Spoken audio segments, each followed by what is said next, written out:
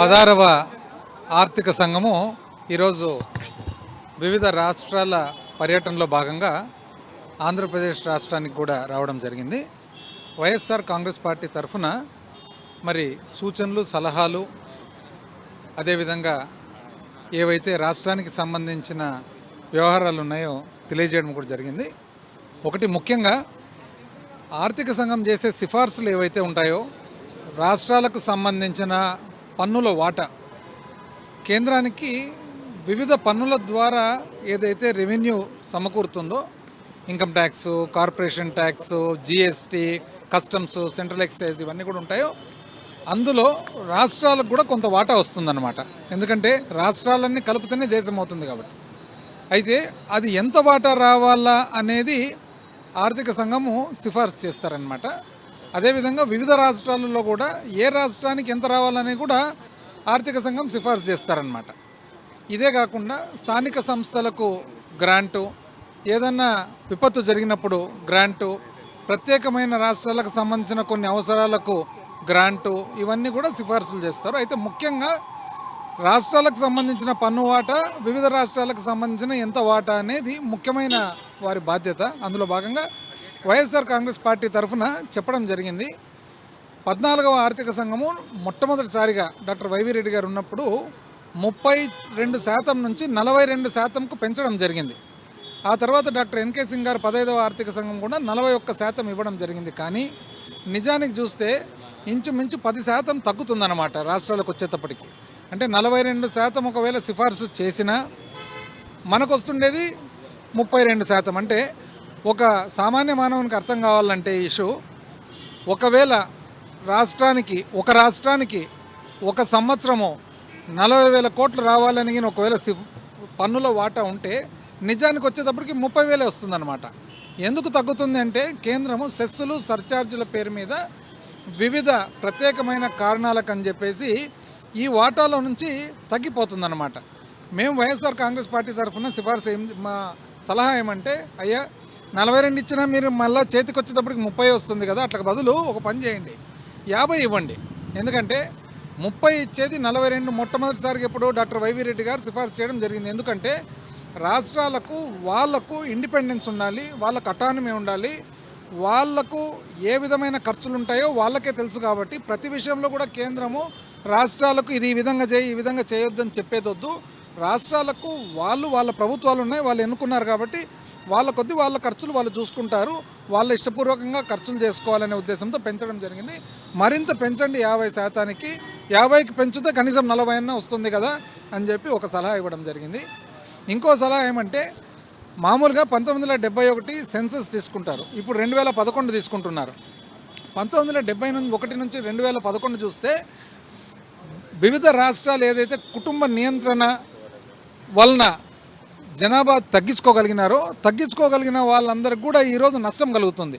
కాబట్టి మేము సలహా ఏమి ఇచ్చినామంటే, ఏ రాష్ట్రాలు అయితే కుటుంబ నియంత్రణ ప్రోగ్రాం కింద జనాభా తగ్గించుకున్నారో ఆ రోజు అవసరాల కొద్దీ వాళ్ళని ఈ విధంగా పెనాల్టీ వేయడం తప్పవుతుంది. కాబట్టి మరొకసారి బోనస్, అంటే ఏ రాష్ట్రాలు అయితే ఆ ప్రోగ్రాం చక్కగా నిర్వహించినారో తద్వారా జనాభా తగ్గిందో వాళ్ళకు బోనస్ ఇవ్వండి, ఆ బోనస్ ద్వారా మరింత మేకప్ అవుతుంది అనేది కూడా ఒక సలహా ఇవ్వడం జరిగింది. అదేవిధంగా రాష్ట్రానికి ఈరోజు పునర్వ్యవస్థీకరణ జరిగిన తర్వాత మనం రెండు భాగాలుగా చూడొచ్చు. 2014 నుంచి 19 ఒక భాగము, 19 నుంచి 24 ఒక భాగము. అది 14వ ఆర్థిక సంఘము, ఇది 15వ ఆర్థిక సంఘము. ఆ 14వ ఆర్థిక సంఘం పీరియడ్ వచ్చేసి ఇంచుమించు టీడీపీ ప్రభుత్వము, 15వ ఆర్థిక సంఘం పీరియడ్ వచ్చేసి ఇంచుమించు వైసీపీ ప్రభుత్వము.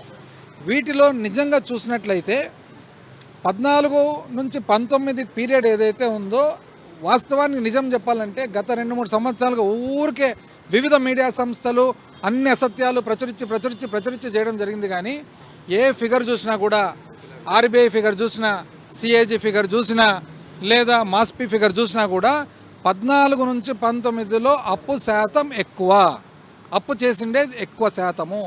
19 నుంచి 24 కోవిడ్ ఉండి కూడా అప్పు శాతం తక్కువ. ఇది చెప్తుండేది నేను చెప్తున్నాను కాదు, ఇంకోటి చెప్తున్నాను కాదు, ఇది ఆర్బీఐ చెప్తుంది, సిఏజీ చెప్తుంది, మాస్పీ చెప్తుంది, వివిధ కేంద్ర ప్రభుత్వానికి సంబంధించిన ఇండిపెండెంట్ సంస్థలు చెప్తున్నాయి. అందుకనే 14 లక్షల కోట్లను ఒకరోజు, 13 లక్షల కోట్లను ఒక రోజు, 11 లక్షల కోట్లను ఒక రోజు, మట్కా నంబర్లు కదా నోటికి ఏది వస్తే అది చెప్పినట్లు చెప్పుకుంటూ ప్రజలందరినీ కూడా తప్పుదోవ పట్టించి ఇది చాలా తప్పు. వాస్తవానికి అసెంబ్లీలో ఈరోజు ఎంత అని చెప్పి వాళ్ళే చెప్తున్నారు ఎంత అప్పు ఉందనేది. కాబట్టి మేము వాస్తవాలన్నీ ముందర చెప్పడం జరిగింది.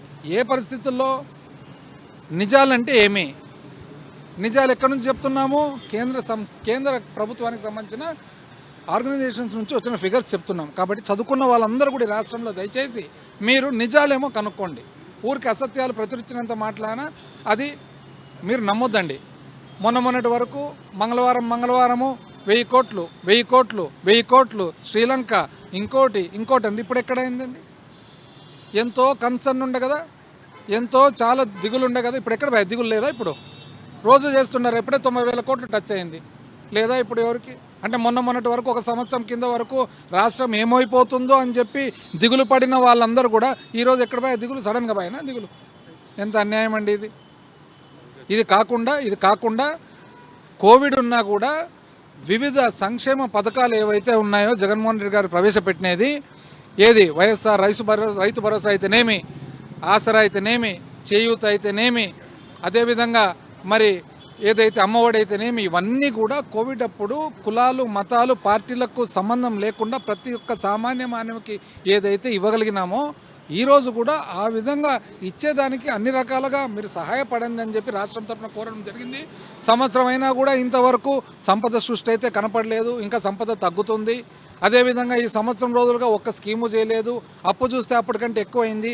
ఎక్కడ పోతున్నాయి డబ్బులు అనేది కూడా ఒక్కసారి ఎవరైతే మేధావులు ఉన్నారో ఈ రాష్ట్రంలో మొన్నటి వరకు శ్రీలంక అవుతుందని చెప్పి బాధపడిన వాళ్ళు ఉన్నారో వాళ్ళందరూ కూడా మరొకసారి చూసుకోవాలని చెప్పి మేము అన్నీ కూడా పేపర్ మూలకంగా తెలియజేయడం జరిగింది. అమరావతి భూసేకరణకి అదనంగా 45,000 ఎకరాలు తీసుకుంటారు. చంద్రబాబు నాయుడు ఇల్లు కడుతున్నారు, అభివృద్ధి జరుగుతుంది కదా. అది అభివృద్ధి అవునా కాదా అనేది మేధావులను అడగండి. అంటే ఒక రాజధాని కడుతున్నారా, ఒక నగరం కడుతున్నారా? ఇప్పుడు మ్యాండేట్ ఏమి ఇస్తారు ఎవరికైనా కానీ ప్రభుత్వానికి? రాజధాని కట్టేదానికి మ్యాండేట్ ఇస్తారు, నగరం కట్టేదానికి ఇచ్చినారా? 5 ఎకరాలు ఇల్లు కూడా కడతారు. అది ఉండని 5 ఎకరాల్లో కట్టుకోవచ్చు, 10 ఎకరాల్లో కట్టుకోవచ్చు, ఎకరాతో కట్టుకోవచ్చు, అది వేరే విషయం. ప్రభుత్వానికి 5 సంవత్సరాలు కాలపరిమితి ఉంటుంది.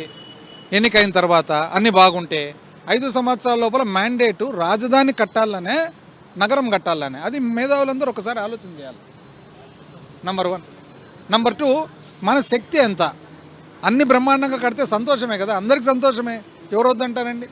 ఇప్పుడు మన దగ్గర ఒక మోటార్ సైకిల్ కొనేదానికి స్తోమత ఉన్నప్పుడు, ఒక కారు కొనేదానికి స్తోమత ఉన్నప్పుడు ఏరోప్లేన్ కొంటాము అంటే కొనొచ్చునేమో, చెప్పలేము. దానికి కంతులు ఎవరు కట్టాలా? సంతోషమే. మీరందరూ ఇప్పుడు ఏరోప్లేన్లో తిరిగితే మాకేమైనా బాధనా? తిరగాలనే ఉంటుంది.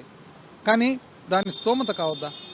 ఇవన్నీ చూసుకోవాలనే మనం చెప్తా ఉండేది. మన రాష్ట్రం ఏమి, మన పరిస్థితి ఏమి, మా పార్టీ తరఫున మాత్రం పేదవాని బ్రతుకు తెరువు, పేదవాని సంక్షేమము ప్రధానం గవర్నెన్స్లో అనేది మా సిద్ధాంతం. ఇది రాజశేఖర రెడ్డి గారిది అదే సిద్ధాంతమే, జగన్మోహన్ రెడ్డి గారిది అదే సిద్ధాంతమే, మా అందరిది కూడా అదే సిద్ధాంతమే.